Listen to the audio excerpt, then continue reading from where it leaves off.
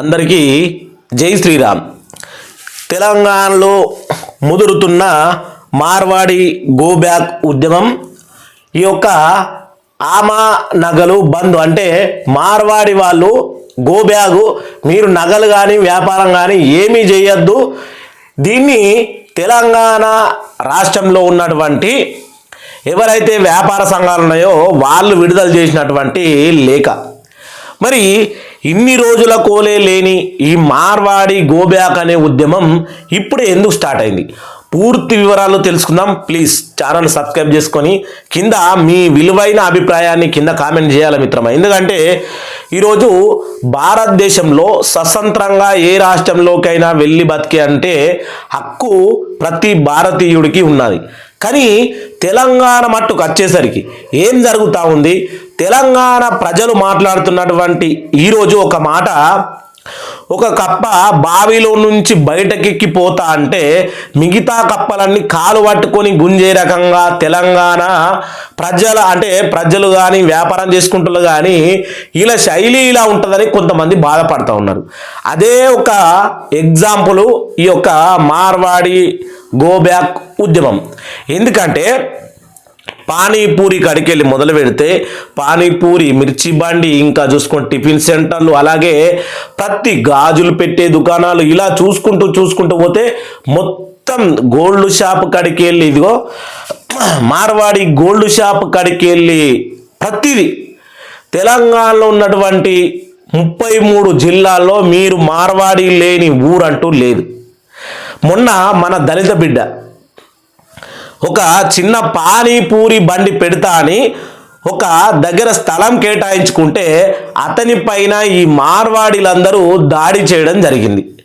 అప్పుడు మొదలైంది ఈ యొక్క మార్వాడి గో బ్యాక్ అనే ఉద్యమం. మరి మార్వాడీలందరూ మన తెలంగాణలోనే, తెలంగాణ ప్రజలు మాట్లాడుతున్న విషయం ఇది, మన తెలంగాణలోనే మన మీదనే దాడి చేసే అంత ఎత్తుకు ఎదగడం ఏంది? దీని గురించి ఎగ్జాంపుల్గా మీకు ఒక 2-3 రాష్ట్రాల ప్రజల యొక్క మనోభావాన్ని మీకు ఒక గుర్తు చేయాల్సి ఉంది. ఈరోజు తమిళనాడు చూసుకోండి మిత్రమా. తమిళనాడులో కానీ కేరళలో కానీ మనము బ్రతకడానికి వలస వెళ్ళినా, మనము సంవత్సరాల నుంచి అక్కడ పుట్టినా కానీ మనం కేరళ వాళ్ళం కానీ తమిళ వాళ్ళం కానీ కాకపోతే మనకు ఎప్పుడు కానీ వాళ్ళ యొక్క ఏదైతే ఉందో ఏకాగ్రత, కేరళ వాళ్ళు ఒక్కరిని ఏమన్నా కానీ గుంపులుగా వచ్చేస్తారు. సేమ్ ఈ తమిళ వాళ్ళు కూడా ఒక్కరిని ఏమన్నా కానీ అందరూ ఏకమైపోతారు. కానీ దీనికి విరుద్ధంగా తెలంగాణలో ఒకడు నాశనం అయిపోతూ ఉంటే మనం నవ్వుకుంటూ వెళ్ళిపోతామే కానీ అది మనోడికి ప్రాబ్లం జరుగుతూ ఉన్నది, ఆడికి వేరే వాడు నష్టం చేస్తూ ఉన్నాడు, మనము ఎదురెళ్ళాలి అని మాత్రం ఎవ్వడు కూడా అనుకోడు. ఇది ఏదో మనము చిన్నప్పుడు ఎద్దులు ఐక్యంగా ఉండి విడిపోతే సింహం వచ్చి అందరినీ చీల్చుకొని తింటా చూడు అన్ని ఎద్దులను, ఆ మాదిరిగా ఈ కథ అనేది ఉంటుంది. తెలంగాణ ప్రజల స్వభావం అన్నట్టుది. ఈ యొక్క తెలంగాణ ప్రజల స్వభావాన్ని ఈ మార్వాడీలు వాళ్ళ లాభానికి ఉపయోగించుకుంటా ఉన్నారు. ప్రతి మూలన ప్రతి పల్లెలో ఇప్పుడు 2009లో ఎలక్షన్లప్పుడు వైఎస్ రాజశేఖర్ రెడ్డి చెప్పినటువంటి విషయం, అప్పుడు హైదరాబాద్ మట్టుకే ఉన్నారు. 2009లో ఉమ్మడి ఆంధ్రప్రదేశ్ ఉన్నప్పుడు వీళ్ళు హైదరాబాద్ మట్టుకు మాత్రమే ఉన్నారు. అప్పుడు హైదరాబాద్లో బతకడానికి వచ్చినటువంటి జనాభా 10% ఉన్నారు అని చెప్పినాడు. బయట రాష్ట్రాల వాళ్ళు 10%.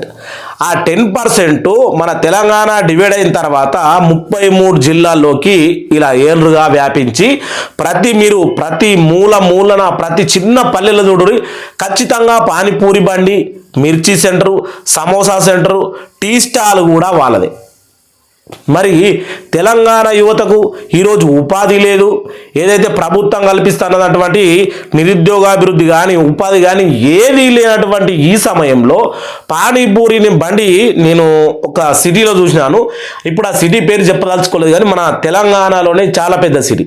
అక్కడికి నేను చాలాసార్లు వెళ్తా, ఎందుకంటే మాకు దగ్గరలో ఉన్న సిటీ. నేను చాలాసార్లు వెళ్తా. ఎక్కడ చూడు ఈ మార్వాడి వాళ్ళదే పానీపూరి బండిలు ఉంటాయి. కానీ మన తెలుగు అబ్బాయిది బస్టాండ్ దగ్గర ఒక పానీపూరి బండి ఉంటుంది.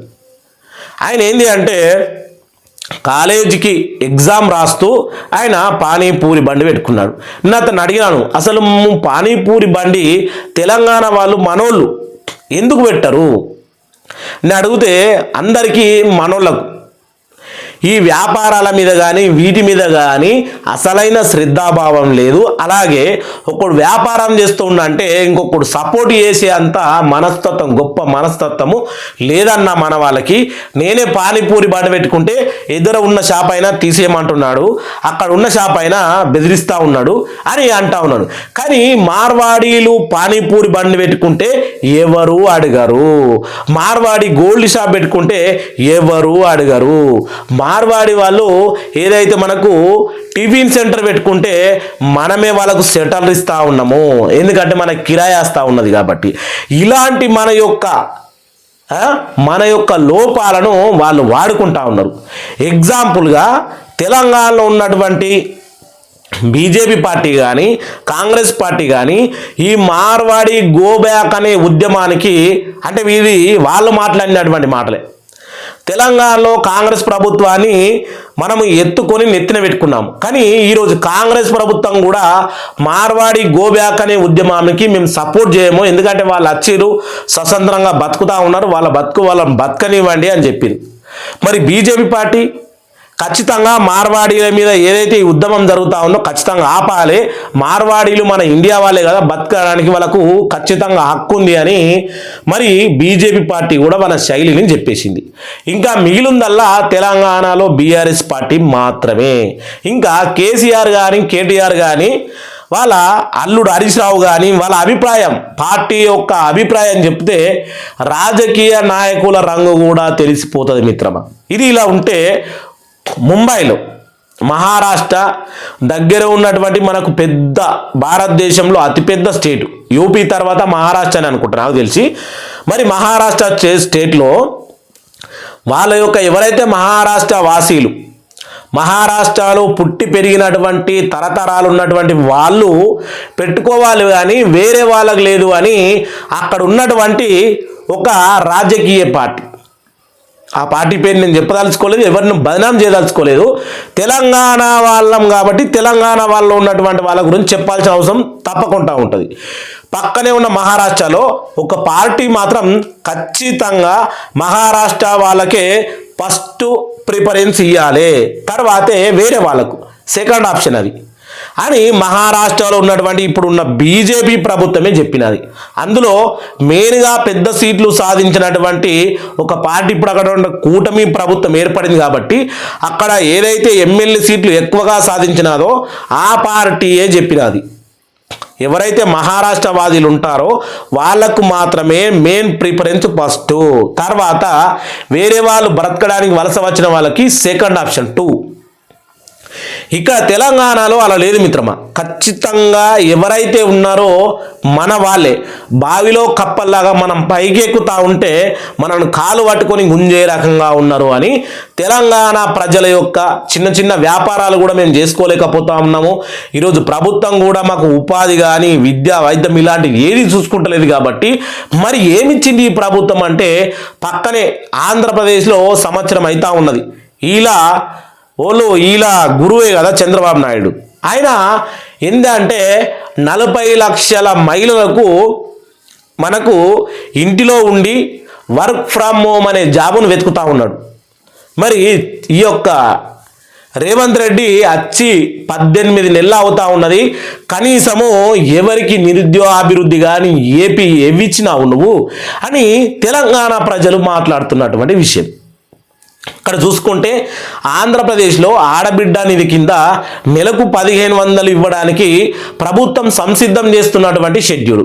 మరి ఇక్కడ తెలంగాణలో 2500 రూపాయల కోసం 18 నెలల నుంచి ఇప్పటి వరకు, అలాగే ఏదైతే మనకు దివ్యాంగులు వృద్ధాప్య పింఛన్లు లేవో వాటి మీదనైతే మందకృష్ణ మాదిగ గారు కావచ్చు కానీ ఈ పింఛన్ల మీద ఎవరైతే కోడి కమిషనర్ ఎవరు ఉన్నారు కదా ఆయన కూడా చెప్పినాడు, పింఛన్లు పెంచకపోతే నా పదవికి నేను రాజీనామా చేస్తాను.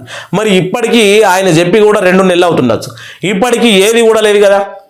అంటే తెలంగాణ ప్రభుత్వం యొక్క వాళ్ళ యొక్క పక్షపాతం, ఓటు పక్షపాతం అనేది ఖచ్చితంగా కనబడతా ఉన్నది ఇక్కడ. కాబట్టి నేనేమంటా ఉన్నా అంటే మార్వాడి గోబ్యాక్ అనే ఉద్యమంలో మార్వాడీలు వెళ్తారా వెళ్ళరా అనేది ప్రభుత్వము పెద్దలు నిర్ణయం తీసుకుంటారు.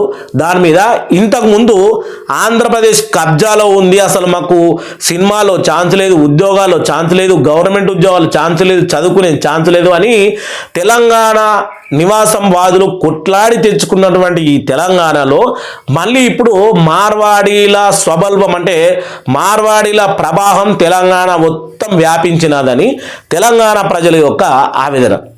దీని మీద ప్రభుత్వం కానీ రాజకీయ పార్టీలు కానీ స్పందించే విధానాలు ఏ విధంగా ఉన్నాయి, ఇంకా రాబోయే రోజుల్లో ఏ విధంగా స్పందించబోతా ఉన్నారు, ఈ మార్వాడి గోబ్యాక్ అనే ఉద్యమం చివరికి ఏ స్థాయికి చేరుకుంటుంది, నిజంగా మార్వాడీల వల్ల తెలంగాణ ప్రజలకు నష్టం జరుగుతుందా, కింద కామెంట్ చేయరు. ఎందుకంటే ఈ విషయాన్ని ప్రజలు చూసిన తర్వాత అసలు మనలో ఉన్నటువంటి లోపం ఏంది తెలుసుకోవాలి ఖచ్చితంగా ఎవరైనా సరే కోరుకుంటూ అందరికీ జై శ్రీరామ్, జై జై శ్రీరామ్.